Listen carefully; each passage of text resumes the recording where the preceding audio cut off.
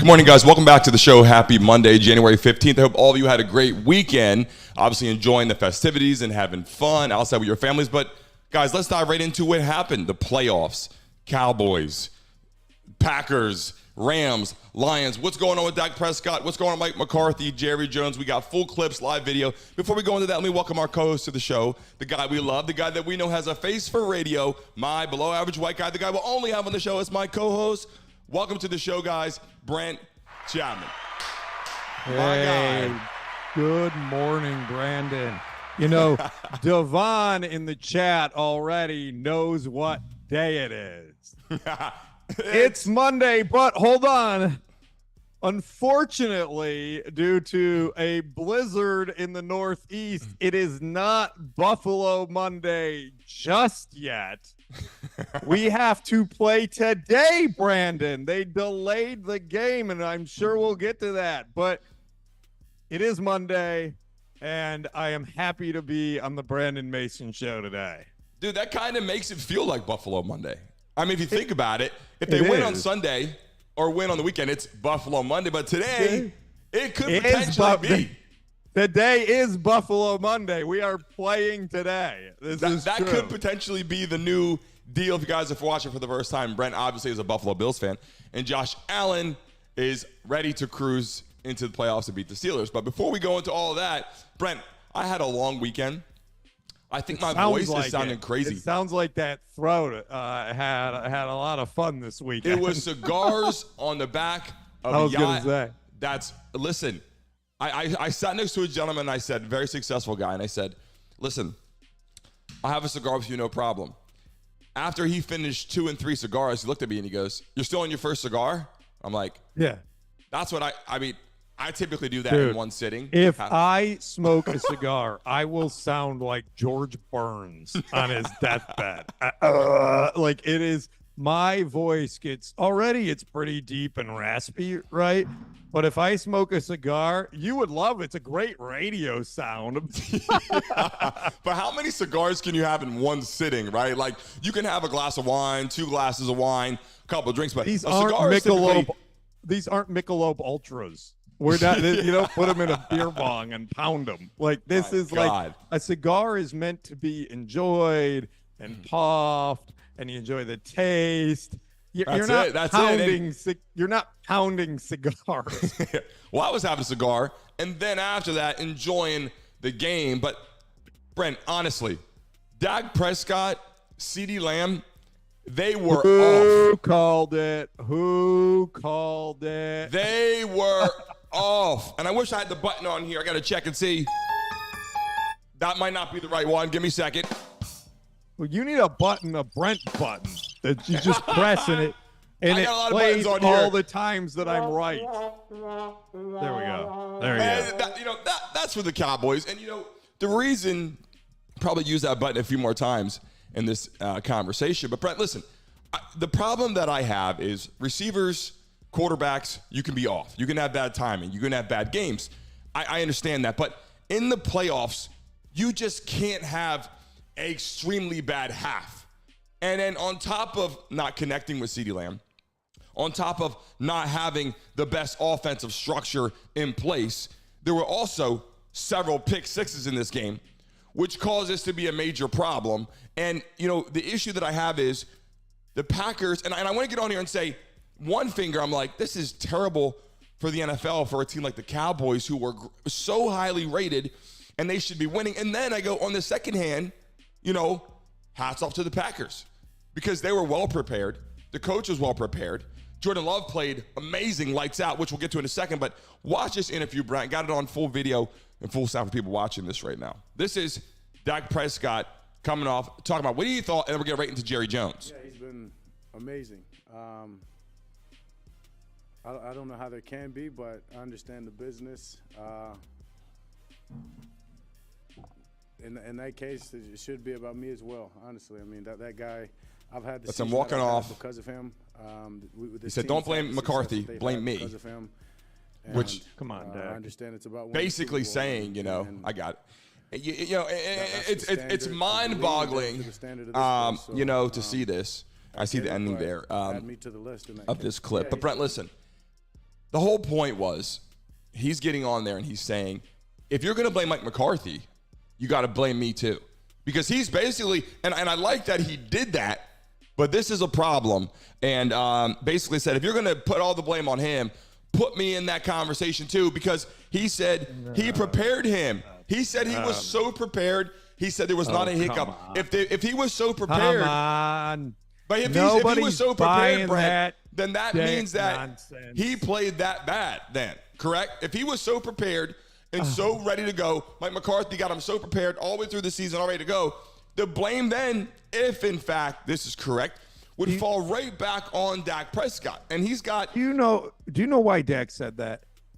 Because Dak knows that Mike McCarthy failed the team again for the third year in a row. Now, Brandon, you cannot go 12-5 3 years in a row and lose in the divisional round of the playoffs every single year. This year, they didn't even make it that far. They lost in the wild card round.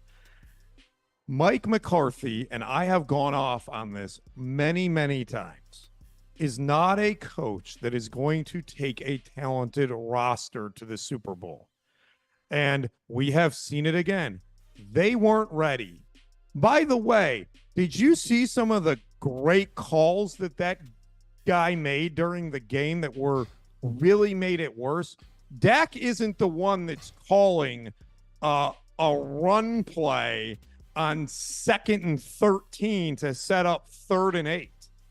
McCarthy on 5 straight drives set up 3rd and 7, 3rd and 8, 3rd and 9. Dak, bro, that ain't your fault. You're not calling the plays. Mike McCarthy is. It's Mike McCarthy's job to get you prepared for the game. It's your job to play. And but yes, I got nothing wrong. I got nothing wrong with running the ball in 2nd and 10, 2nd and 13. If you're not down by 28, if you're not down by 20, and you run the ball in 2nd and 10, 2nd and 14. 5 consecutive drives in a row. Yep. They ran the ball on 1st and 2nd and long and got stuffed and had 3rd and long. Where is the maybe we should try something different? Maybe this is miserable for the Cowboys fans too. Not before, because listen, especially he's 4 when you're years, the $160 million. Dak Prescott is 4 years, $160 million. He will be a free agent next year. But I want to show you something, Brent. Wait, hold on, Brandon. You got another stat there. Number 5 offense in the league. Top 3 passing offense. You're running the ball in the playoffs. You know what? This is just, look, if I can't say this enough times, Mike McCarthy is not a championship head coach, period. And he should be let go today. And that is with all the other stuff. And I wanted to talk about another little segment. If you were on Twitter yesterday, Brandon, and I don't know if you're a Twitter guy, you should have seen all the Bill Belichick memes. It has the Stone Cold music playing and Bill Belichick walking out. Bill Belichick arriving in Dallas on Monday. Here he goes, right? Bill Belichick and the Jones family have a really great relationship. Bill Belichick is not done coaching. Bill Belichick has a top 5 defense and a top 5 offense. This sounds like a pretty good spot. Wait, before you Bill spill Belichick. the beans, I got to show you a video because what I was getting into was Dak Prescott is 4 years, $160 million. He's at 1 season left. Mike McCarthy has 1 season left. But I have a clip here. Jerry Jones basically says, look, I'm not sure where I'm going with this. I know he said, I expected to win. We were supposed to win, and there's an issue. And he basically says in this little clip, basically explains, all of you that are going to watch this, is like, we're going to make some changes. I haven't gotten to that part of that yet, which he basically tells you something's coming. But I got the clip right here. Pull this up if I got it lined up here. I don't have any comments or questions or answers for how and why not happy. We didn't not happy. do what we wanted tonight. Brent, he's going to make some decisions. Fans, He's saying right how now, much you deserve He built a great team. us to not have this ending. he's saying right now, I certainly I will get to this next. in no way And have we will get to the bottom line of any what happened, my time what transpired, the last basically. 3 hours asking how Someone's and why. going. And what I'm Someone is zeroing in leaving. on is the fact that, And I it's- thought and- we were in a position. If you ask me, Brent, Everybody in this room thought we were in a it's position. not going to be just one look, I know Dak has 1 year left. Dak's going to continue to play football. Dak's not going to retire this year unless he had an They're not issue. gonna So get rid of him. he's going to They're not go gonna get rid of him. somewhere. Again, a lot of teams right now could use a Dak Prescott. And I'm not saying Dak Prescott was the ultimate. But listen, we can't forget. Dak Prescott is not going anywhere. He will stay right in Dallas. Yeah, Because he cares. but I'm saying, even if he stays this year, I'm saying he will eventually be playing somewhere else. Unless he wins the Super Bowl next year, he will be going somewhere else. I don't think that's true. I don't think that's Because now, if Bill Belichick were to come into Texas and coach the Cowboys, and he says to Jerry Jones, look, I like Dak Prescott. We're missing this and this, then he may keep Dak Prescott. But if someone like a guy of that talent, that magnitude with legendary coach like Bill Belichick shows up and says, look, this guy's got to go. People like CeeDee Lamb are incredible, but didn't play that good yesterday. People have off games. Yesterday they were off, and the Packers were on. The turnovers, the interceptions, the play. Jordan Love was on. The running game was on. Aaron Dobbs was on. Aaron Jones was on. There wasn't any player really that was off. So anybody that plays against a team and has that bad of a game, while they have that good of a game, you can get beat on any given day. The Bills watch this now, and I think the Bills also learned from this because the Bills are better than the Steelers. I know that. But Jordan Love was a player they said, oh, is he the guy? Is he the guy in Green Bay? Oh, maybe not. He has to follow, like you had said this, Brett Favre. He's got to follow Aaron Rodgers, right? You've been saying this, and you're right. He played very good yesterday. He did good. I want to say one more very thing. good. I want to say one more thing before we go on to Jordan Love because I see that that's next. Look, Dak Prescott is not going anywhere, and here's why. Jerry is incredibly loyal to his players. And so Jerry's going to sit down today and say, what's my problem? Is my problem my players? Is my problem Mike McCarthy? I'm going to tell you right now, he's going to say his problem's the coaching staff. And so what he's going to do is he's going to go look for somebody that can enable them and make them successful. And here's why, because Jerry doesn't want to lose Dak. That's why Mike McCarthy will be fired, because Jerry wants to bring somebody else in to convince Dak to stay and the other players to stay and continue to grow the team. So I believe Mike McCarthy will be fired here pretty quickly. And I believe there are 2 candidates. We'll talk about one later under the Chargers banner there. But I think the one of the primary ones will be Bill Belichick. And I would not be shocked if we saw him in Dallas. Let's move on to Jordan Love. And I just said a couple things about Jordan Love. You love to talk about Bill Belichick, Jordan, or Brandon. See, I called you Jordan. Well, You listen, love to talk about Bill Belichick, Brandon, and you did not mention one time in that whether you thought Bill Belichick would end up in Dallas. What do you got? well, I will. The reason why I'm going to wait until we get to when we get to the coaching change, Bill Belichick is definitely looking. I got a video of him too. He's looking to make a decision on where he's going to go. And right now, Jerry Jones, and I think you have a good conversation and a happy marriage, which you said with the Cowboys. I'm going to go into that. And I just think what I want to talk about right now, why this is significant, is when I did a video this year early on, at the end of last year, it was kind of 3rd week or so of the season, Brent. I said, listen, a lot of people in Green Bay, a lot of Packers fans are worried, but I'm not. And I made that video. It was in a short. You can go back and look at all the clips. I said, you guys are worried, but I'm not. Because Jordan Love did get a chance, and we talked about this, to learn a little from Aaron Rodgers. He did get a chance to sit back and probably got a little humble experience compared to the guys that are coming in like Bryce Young and C.J. Stroud and playing right away, getting Justin banged around. Fields. C.J. Stroud's having a great year, but there's still a learning curve. I think Jordan Love got a chance to sit back, show up to team meetings, show up to position meetings, and then you see some of the passes that he throws that are similar to Aaron Rodgers. But he also has his own style. And I think they were so quick to jump on him when they lost some games, and instead of saying, this is our quarterback, regardless if we're 0-15, he's got a contract for several years. Let's see what he does. Let's get him the players. Let's get him talent. And they see Aaron Dobbs is a fantastic player. Aaron Jones is a fantastic player. The coach is a great coach. They have a lot of talent. And I think you're going to find that the Packers are a little better than people thought, including myself. Now, I wasn't worried about Jordan Love, but I was kind of worried about the Packers getting by the Cowboys, who should at least win the first wild card playoff round, and they failed. So I think, to go to your conversation, Jordan Love made the Cowboys look so bad. Micah Parsons, the defense, I like Micah Parsons, but he made them look so bad. And then Micah Parsons went back in different coverages, and nickel and dime, he came back in coverages, so the running game opened up a lot. And so because he made the Cowboys look so bad, Brent, to your point, Mike McCarthy is on extreme. His seat is blazing right now. And Jerry Jones is, I'm sure, in conversation right now with Bill Belichick. And I would love it.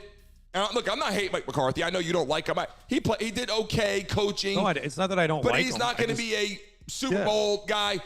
I think what you said is true. Jerry Jones will be so excited. All the Cowboys fans, even you living in Texas, even though you're a Bills fan, will be so excited to have Belichick show up in Texas. Definitely. Of course. Jordan Love is impressive, but I'm going to tell you what I think the Packers did that was very smart. And I felt like I had to kind of like go like this a couple times when I was watching the game, because I felt like I was watching that Bills game a few weeks ago against Dallas. They were just running the ball, running those off tackle, getting these big yardage gains, 8-9 yards every time on the run. Aaron Jones looked like James Cook, vice versa. Jordan Love was making, just like, he looked like Josh Allen in that game too. He wasn't throwing the ball over the field, but he was making good throws, getting time, high accuracy. I think he had like 75% completion rate, right? And Josh Allen did in that game too. They ran a very similar game plan, and it just dismantled the Cowboys. And I think that's I think that they're in trouble from that perspective. They could not obviously adjust to that offensive game plan, both against the Bills and then again versus the Packers. And the Packers were smart. The coach, give it to the coach. There's an example of good coaching. They figured out a way to beat them. They copied the Bills, and they dismantled them. I mean, they put a 50 burger on them. And before we move on, Brent, sorry about that. Last thing I want to show you. Hold on a second. Here it is. Brent, before we go, I know we're moving on past Jordan Love, but what do you think was going on here? Were they just off? I mean, I know how I feel, but do you think Prescott and CeeDee Lamb were just off in this game? Just off? Or just something wasn't right? The calling, the route running, something was just not right. Yeah, I mean, sometimes you get in a game and you're just not at your top game, or, something kind of goes that swings the momentum early on and gets you out of your rhythm, right? I mean, like I said, I think some of the play calling was horrendous, right? And that might have had something to do with getting them in sync, right? Not getting Dak feeling the flow. So, riding the bull, feeling the flow. We might have to get that clip up here at some point, Brandon, for a little pop culture history there, a little Happy Gilmore. Happy Gilmore, right, Brandon? Yeah. Look, it wasn't good, Brent. It wasn't good, and we're gonna move on to Mahomes, but and a clip we have of him running with his helmet piece here. But to move on from the Cowboys, this is awesome, by the way. It wasn't. Yeah, this is gonna be a good clip, but I just want to say it was not good for the Cowboys. It was bad on one finger. Bad for the Cowboys, bad for some fans, bad for people that are like, playoff football, let's go, Cowboys are good. And bad for Mike McCarthy.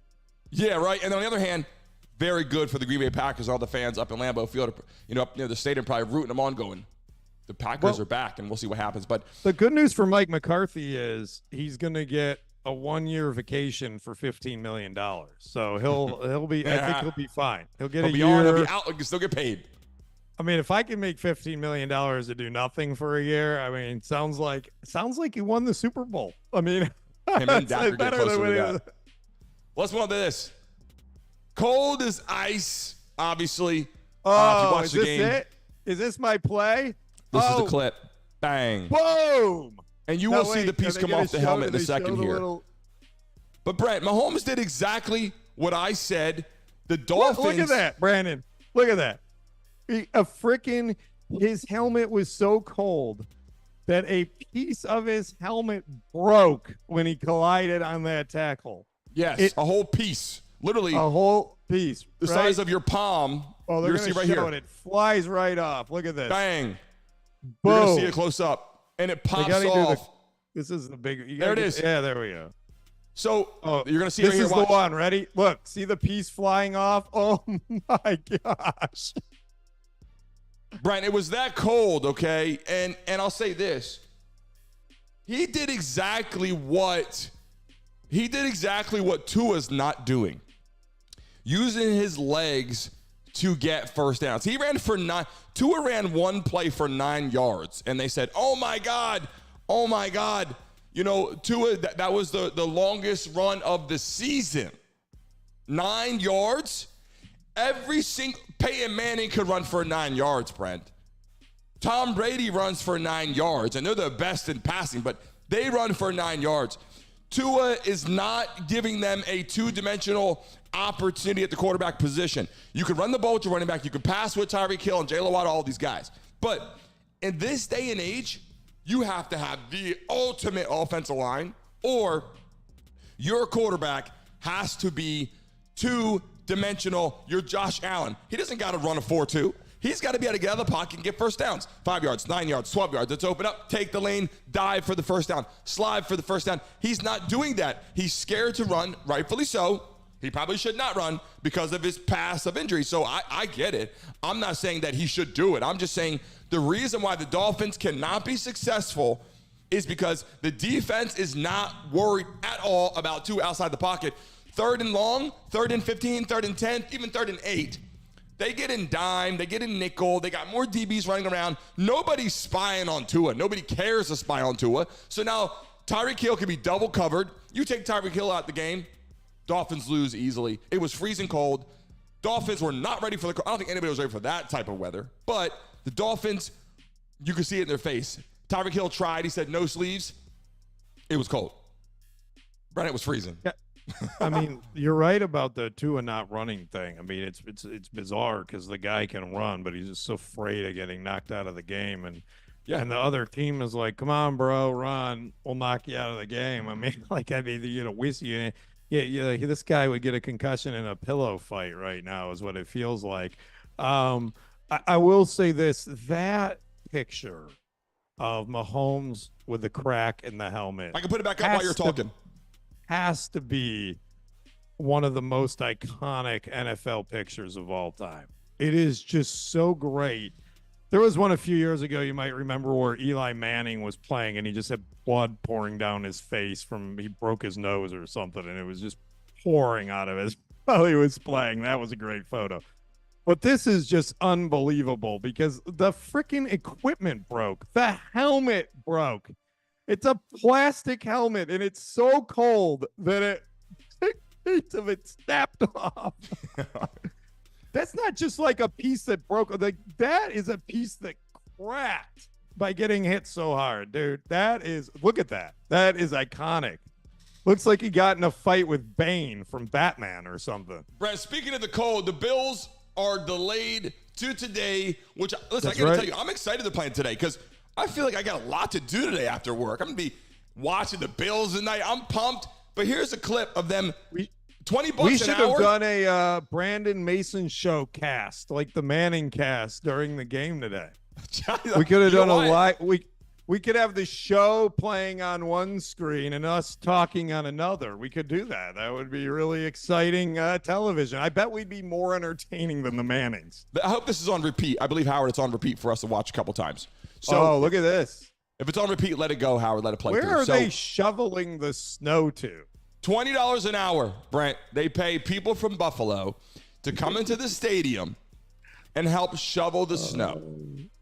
I really believe that this was a great bonding day for the Buffalo Bills. I believe the delay was, even though I wanted to watch football, it was probably smart. I mean, it was way too cold, way too much snow.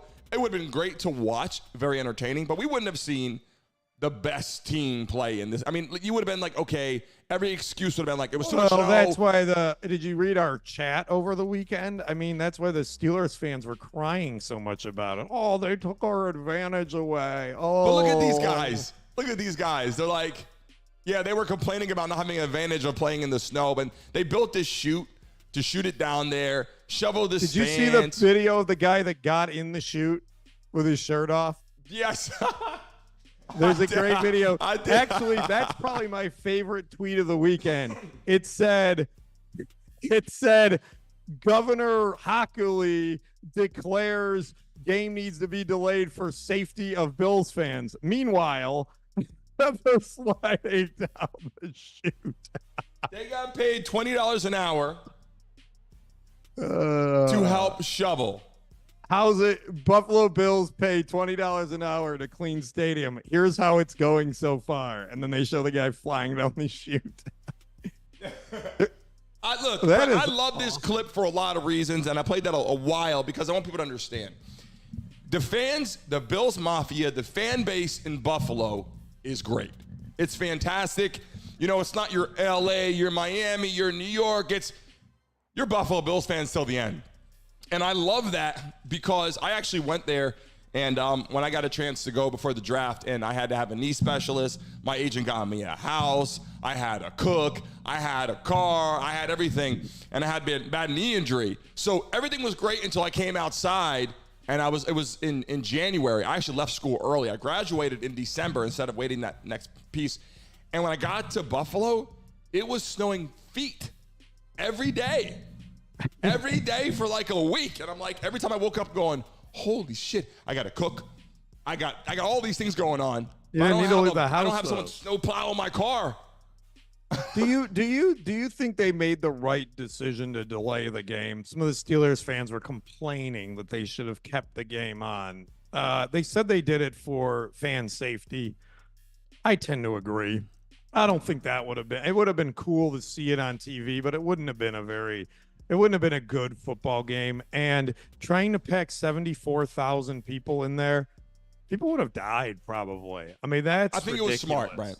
I think it was very smart because, listen, I got to tell you, it would have been probably one of the most watched NFL games in a very long time, except for the Super Bowl, right? But it would have given a full entertainment. You would have seen probably some injuries that, you don't see injuries anyway. But with a field like that, with snow coming down like that, players running around, the refs wouldn't know where to put the ball. You'd have holding calls would be like, I can't really see past it. It would have been like the WWE out there.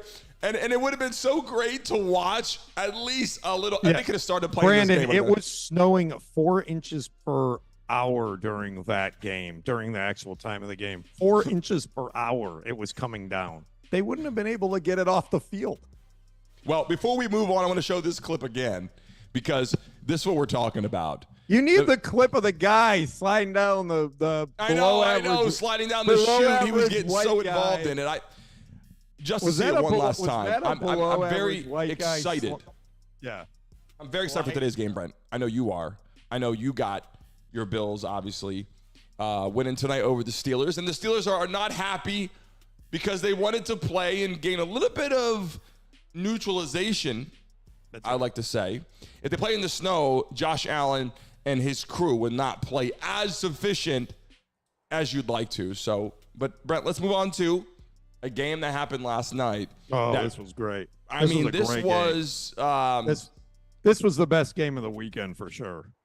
Do you think the feelings and emotions the Lions showed was almost like the will to win this game? Because they literally have season ticket holders for like 60 years. They showed a guy in the stands that's been in the stadium for like 60 some years. And then they're like, he's never seen a playoff game or something. And I'm like, look at this coach, the hard work, the effort, the desire, the passion, the camaraderie, the building with your quarterback. And let's not forget, where did Goff come from? The Rams. I said it, Brandon. I said St. Louis Rams. Oh, that's okay. They could still be St. Louis. but they are the Los Angeles Rams, and they got Stafford. So this game was important for a lot of reasons. Stafford, playing with the Rams, came up short. I love the receiver, was up for Rookie of the Year. But now that C.J. Stroud is moving on and he has come to a halt, I think the conversation will lead towards C.J. Stroud even more. But Goff got a chance to pull it through. The Rams are obviously upset. Very bad injury to their tight end, Tyler Higbee. I believe he tore his ACL, got hit low. I was going to put it up here for a clip, but really, really bad. Kind of gruesome. Landed on his head. And I think the Rams lost a little bit of selling in that injury. But the Lions pulled it out. And I would like to see, to me, honestly, Rams or Lions in this win, for me, was great to see a team like this move on. But I really thought the Rams had the edge in this game. But, I mean, Lions showed the grit, and their fan base and the organization, they needed this win more than anybody right now in the playoffs except for Mike McCarthy. I know how this feels, right? The Bills had an 18-year playoff drought, right? And when we made it to the playoffs for the first time, we flew down to Jacksonville to watch the game, and we took over the city. I mean, there were more Bills fans in that stadium than there were Jaguars fans for the playoffs. But, it's a great feeling. I obviously grew up in Detroit as well. I went to high school in Detroit. I watched them suffer for all the years that I grew up there, right? So first playoff win in 32 years, Brandon, since Barry Sanders was there. I mean, that's pretty incredible since Scott Mitchell was quarterback. 32 years, Brent. Mitchell. You probably don't even know who Scott Mitchell is. Scott Mitchell is a quarterback who played for the Dolphins. He was Dan Marino's backup, and Dan Marino got hurt one season, and Scott Mitchell came in and went 7-0. And then the Lions said, "Oh, this is great." So they paid him millions of dollars in free agency, and he sucked. But he was the quarterback that year that they win. But yeah, 32 years. Now, here's the thing I want to talk about in this game, and I'm curious of your feedback on this. You watched this game, Brandon, with 4.5 minutes left. The Rams had the ball on the Lions 40. Okay. And they went for it on 3rd and 14, and Pua Nakua, your guy, he dropped the ball, and they didn't run. They didn't view it as a 2-down situation. He dropped the ball, 4th and 14, 4.5 minutes left. You have one timeout. They punted. And that was the game. They never saw the ball back. They never got the ball back. Yeah. That was it.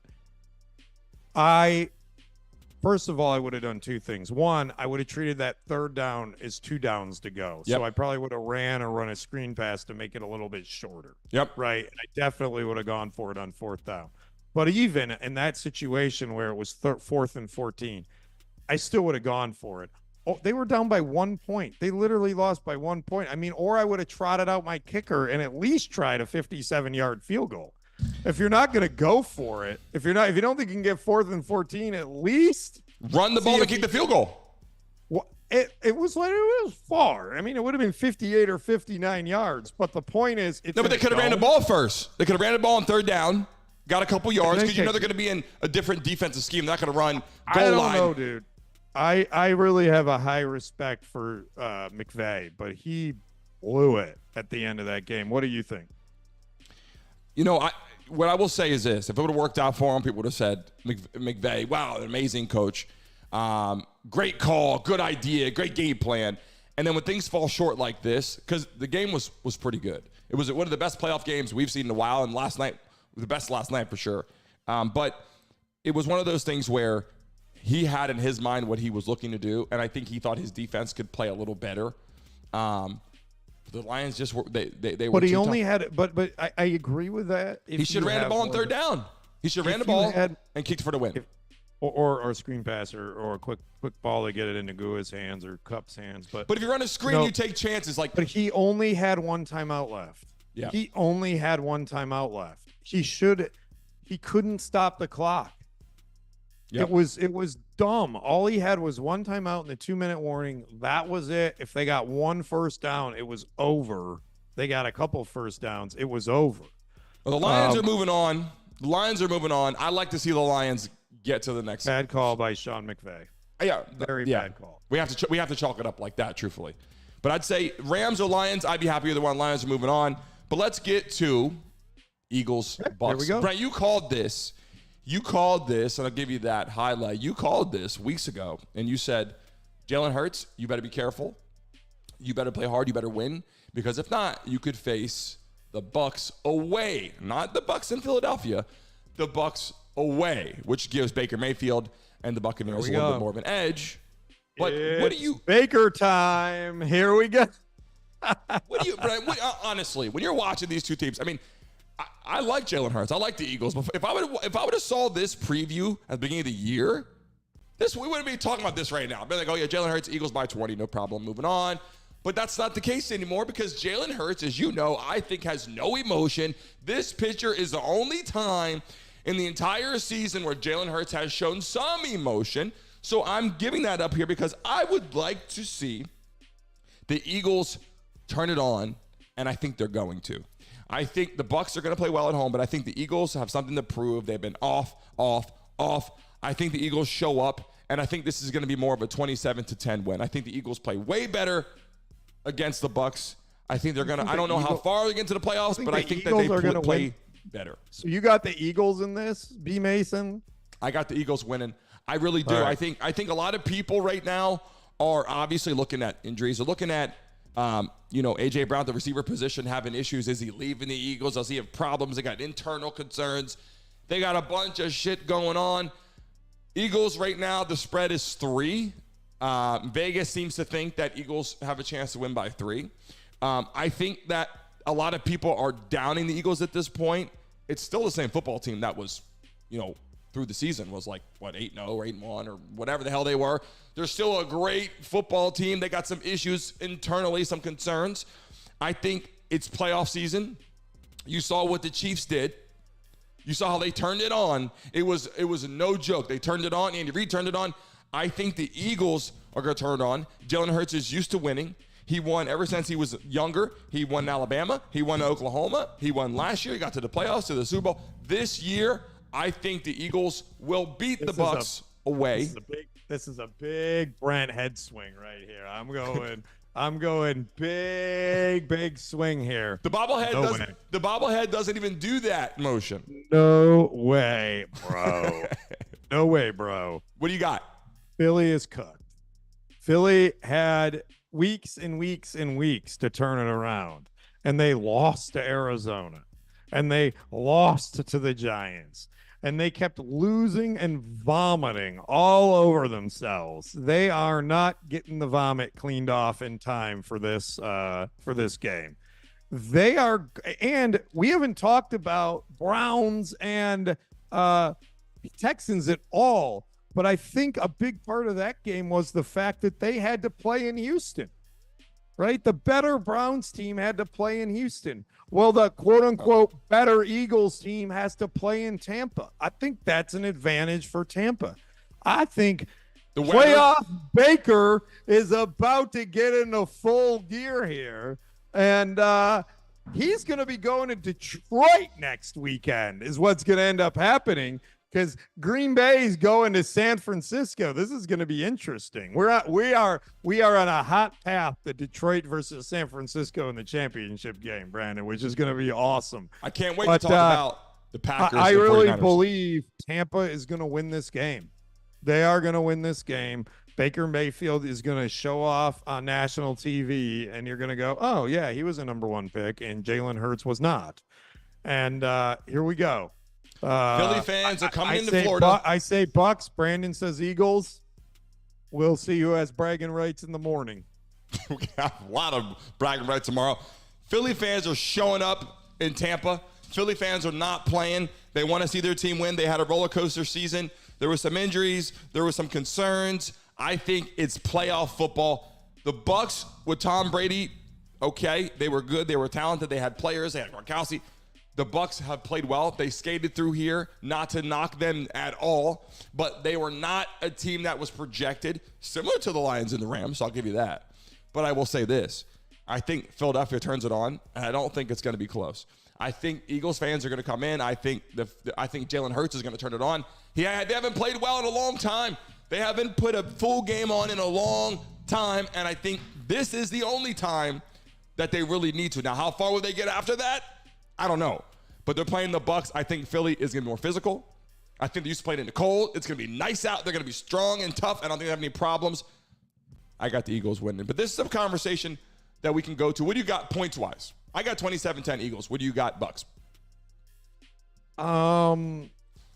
27. Don't try to copy me because I'm 27.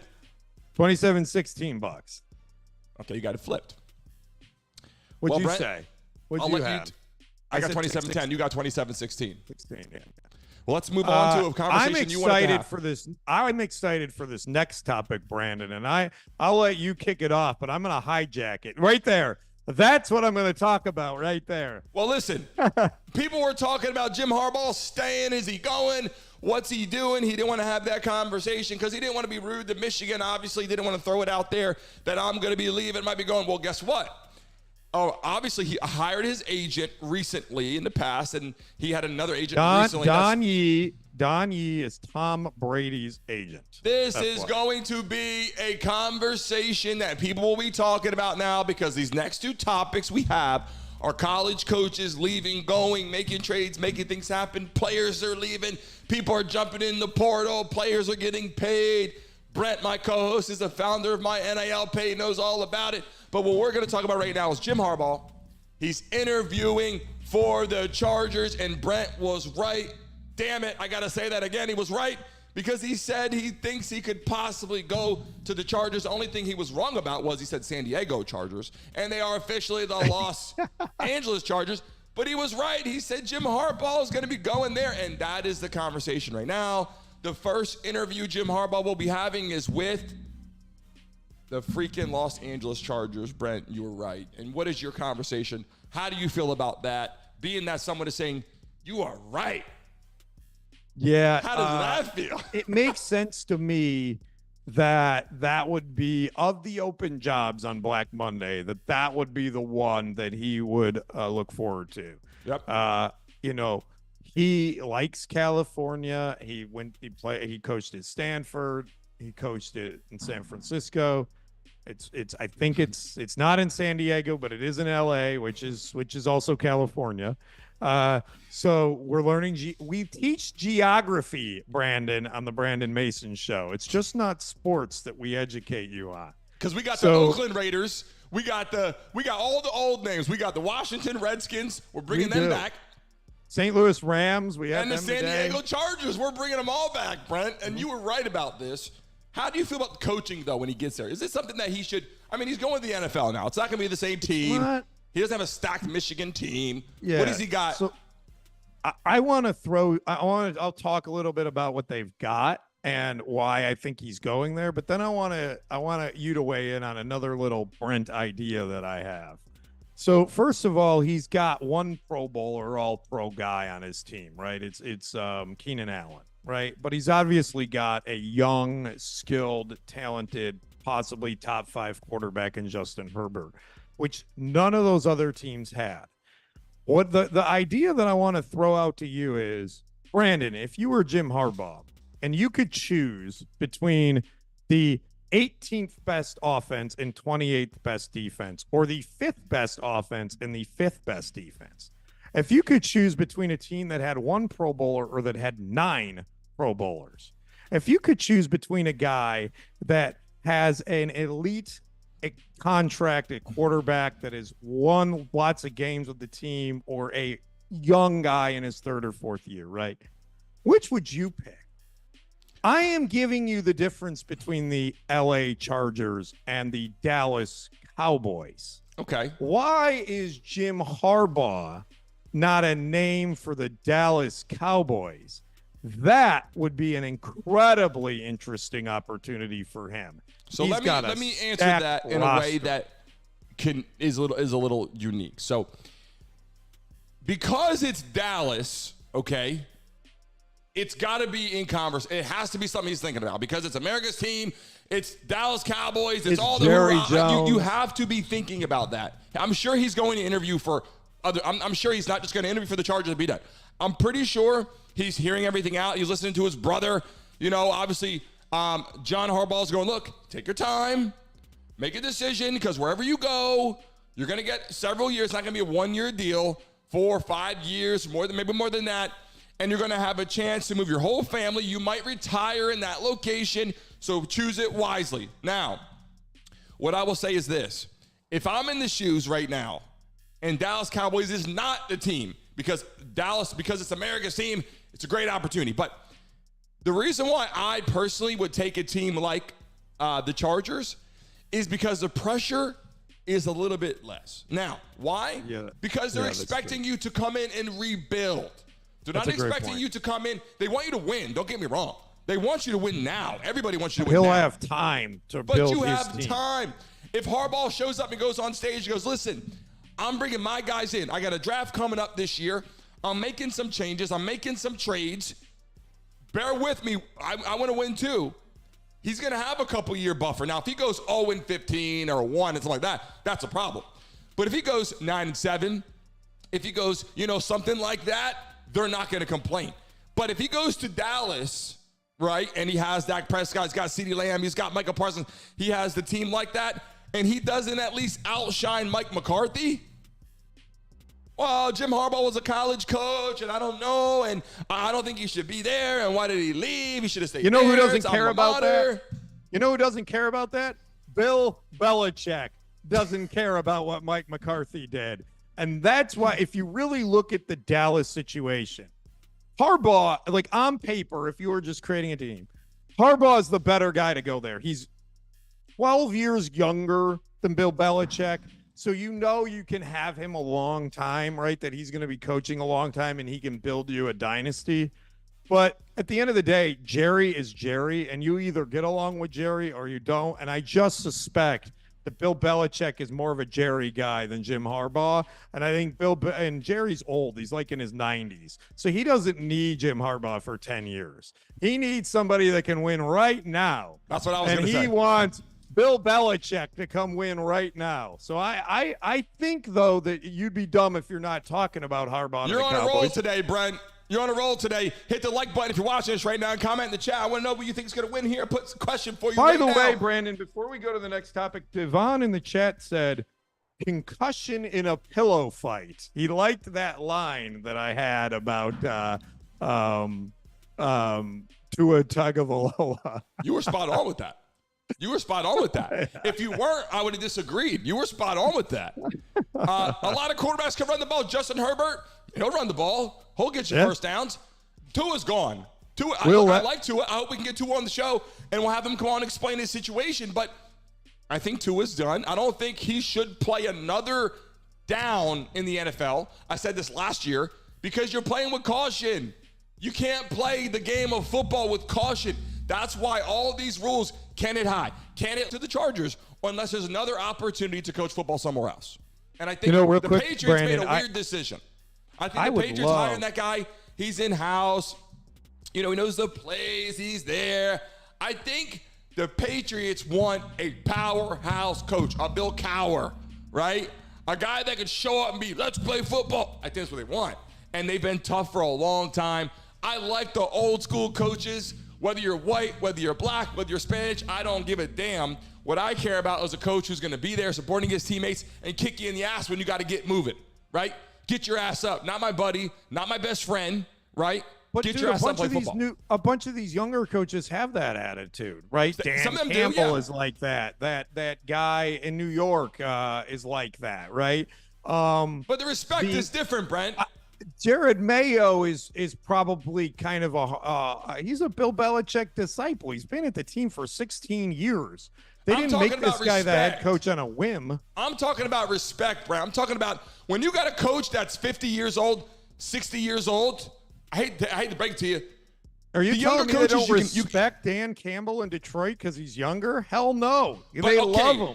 Okay, you just named the only guy on the planet that when you see him in person, you have to respect him. It's like the only guy who's like he's going to kill you. Robert Saleh is the same way in New York with the Jets. He's great too. He's a hard-nosed, same type of guy as Dan Campbell.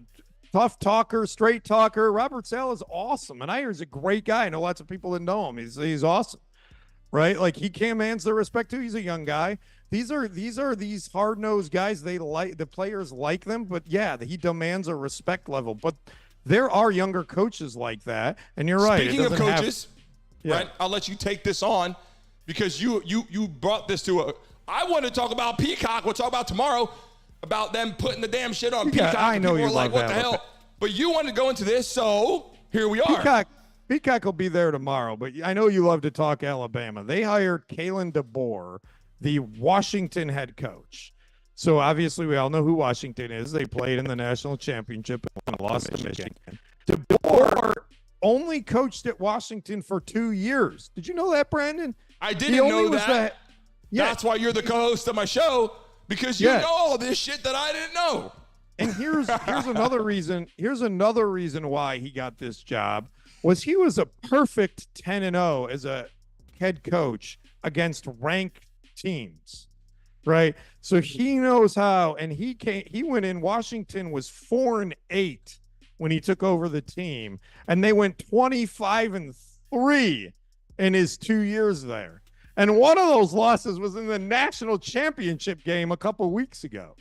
So this guy is the hottest guy in college football.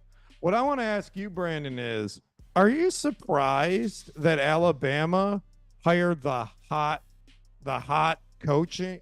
I expected them to not, because every cycle, you know, you've got these guys, these names you've never heard of that come out of nowhere, and they're the hot coach.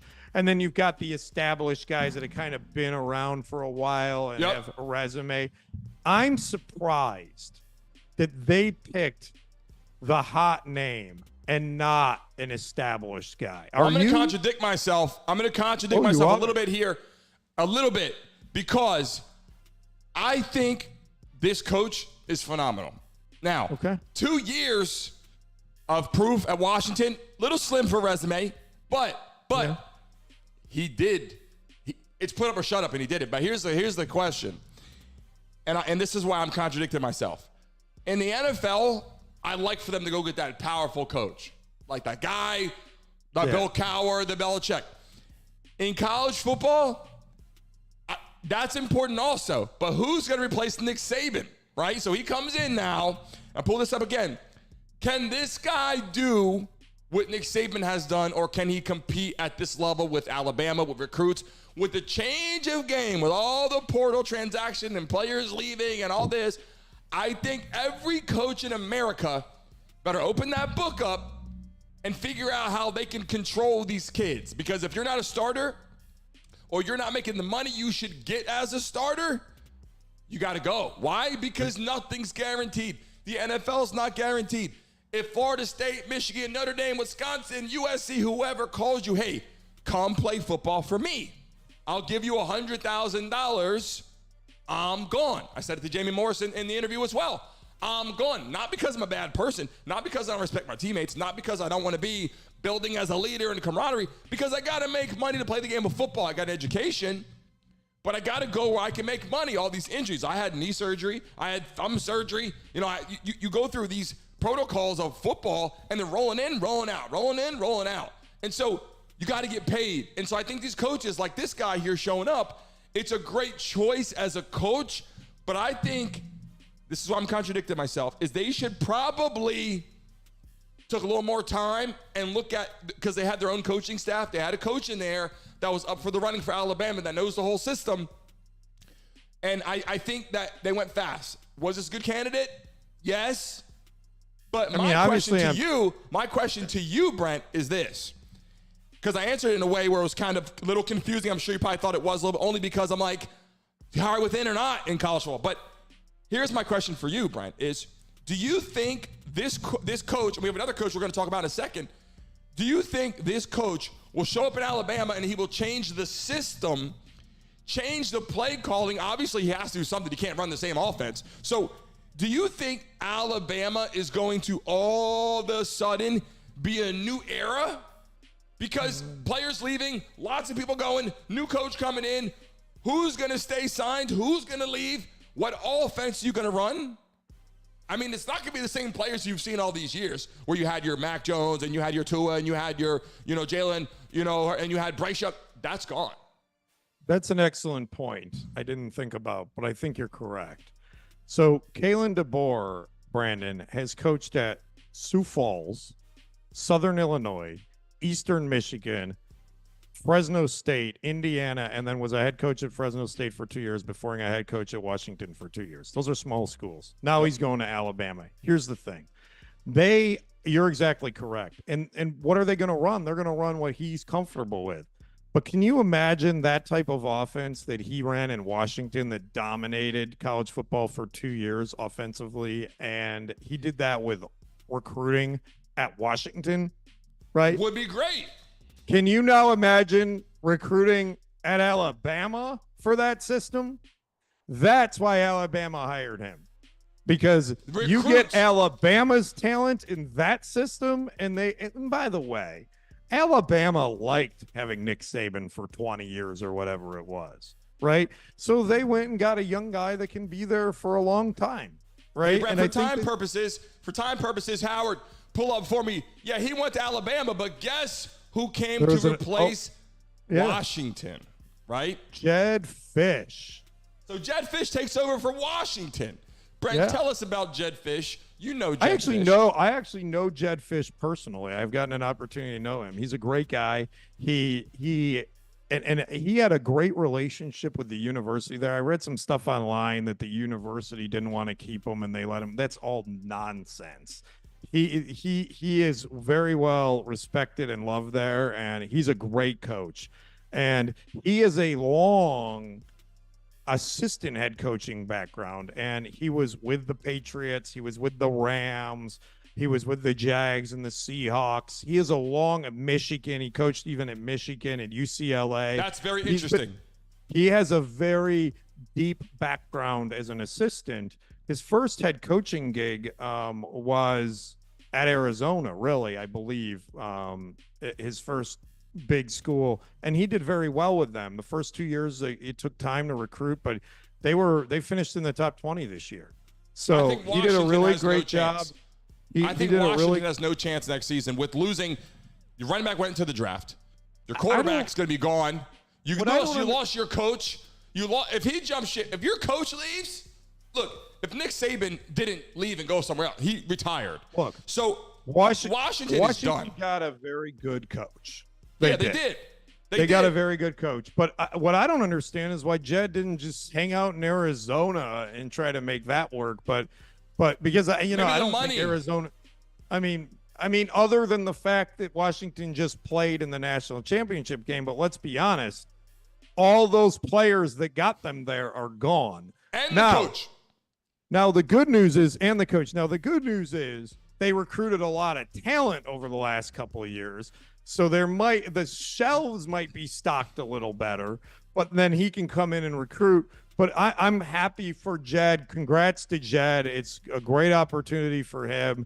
I think Washington will be very happy. We should talk to our friend Isaiah Stanback about that as well. I will let him know they got a good coach. And I'm excited. I got a question for you though.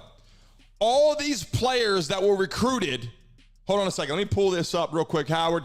Throw up that picture again for me real quick with Jedd that just went to Washington. So, Brent, I got a question for you and kind of my background as well. And we're kind of out of time here. But listen, this coach shows up in Washington. There's players already committed to Washington. There's people that are willing to go there, just like Alabama. These players are leaving to go to the school of choice. And here's the other picture again. I'll pull it up. There it is, Kalen. Okay, now. Kalen and Jedd are the new coaches, but here's a question I have for you, Brent, and before we get off the segment today.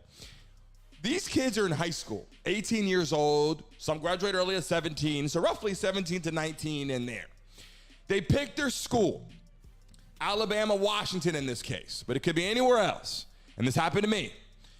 Before you get to your school, you're excited. You got your coach, you got your position coach, you got your teammates, you got your players. You know why you're going there. For all these reasons, the stadium is a perk. It's a big point. If you show up to a big stadium, trust me, that's important too. But your coaches and your players and all that are so important too. National Signing Day, put your hat on, let's go. A week later, 2 weeks later, 3 weeks later, whatever the case may be, my coach is gone. I'm going to Washington because I love my coach. I'm going to Alabama because I love Nick Saban. I'm going to USC back in the day because I love Pete Carroll.